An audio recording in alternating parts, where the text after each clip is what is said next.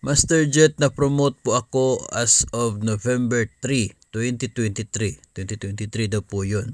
As Master Teacher 1, ang natanggap ko pong year-end bonus ay pang Teacher 3. Tama po ba ang naibigay na year-end bonus sa akin?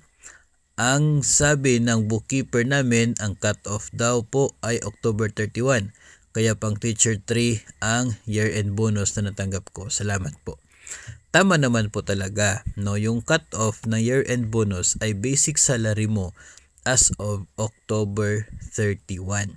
So dahil November 3 yung promotion, ibig sabihin as of October 31 ay Teacher 3 ka pa lang. Hindi ka pa Master Teacher 1.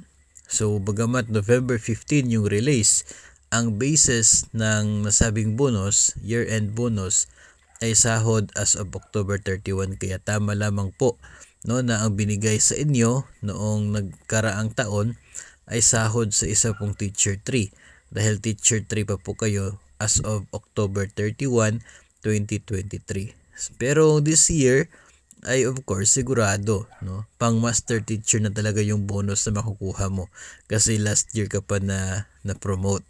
So tandaan po natin yan, mga mahahalagang bagay po, mahalagang petsa na dapat alam natin para sigurado po tayo, no, doon sa mga halaga na natatanggap po natin.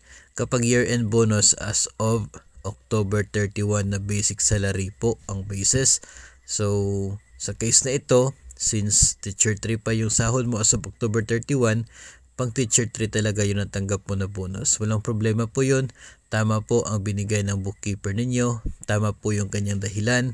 At tama po na ganun lamang yung natanggap ninyo noong November 2023.